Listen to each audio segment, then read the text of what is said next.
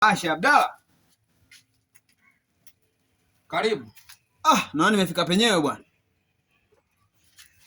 Penyewe sasa shehe. Ngoja kwanza. Mbona una haraka kiasi hicho? Kuna nini? Shehe, na nenge hapa shehe wangu. Nenge la nini? Hapa nahisi ningekula kwanza ndo nikuelezee shida. Ngoja kwanza. Uwezi ukafika na moto kiasi hicho kwa watu. Ndo adabu gani hiyo? Unajua shehe wangu. Alafu wewe si umefunga? Ndio. Sasa kama umefunga sasa hivi saa ngapi? Sasa hivi ndo kwanza saa 4 asubuhi. Mimi naumwa na minyoo naarisha ndo maana nakula. Wewe unakula una tatizo gani? Unajua shehe, sijala daku usiku. Kwa hapa nilipo. Sio shehe wangu tunaonja onja. Kipi kilikuzuia kula daku?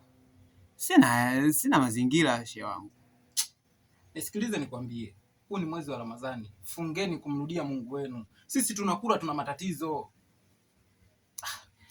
Shehe, sio kila aliyevaa kanzu ni Muislamu shehe wangu, mimi nimevaa hili kanzu ili mradi tu usiku nisikose chakula usiku. Mimi na mtu mwenyewe mlo mmoja kwa siku na wenyewe wa kubangaiza shehe wangu, Futari muhimu shehe wangu. Kwa hiyo nikija kama hivi nimekuta wewe umeweka mazingira namna hii, usinikazie hivyo shehe wangu.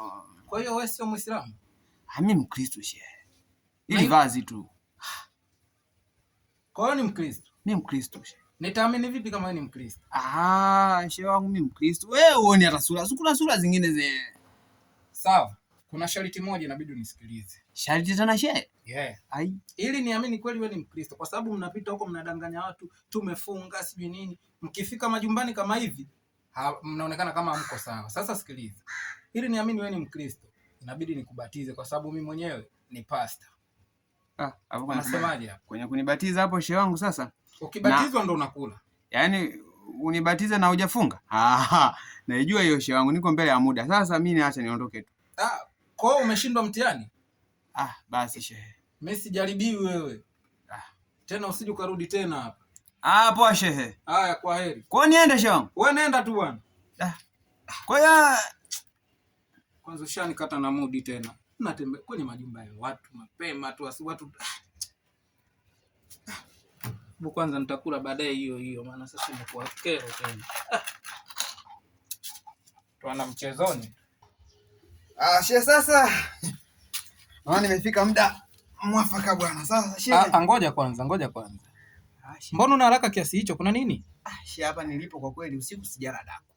Na nilipokuwa na nenge. Na nimeona tena vitu kama hivi mpaka nikisema nivumilie mpaka saa 12 na ndo kwanza saa 4 shehe wangu. Nivumilie tu lile shehe wangu, kwani hakuna nini niona. Ngoja kwanza. Wewe si umefunga?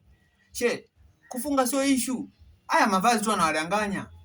Sio kila aliyevaa kanzu ni Muislamu shehe wangu. Ni stili shehe. Unataka kuniambia wewe sio Muislamu? Mimi sio Muislamu shehe wangu, mimi Mkristo. Wewe ni Mkristo? Kabisa.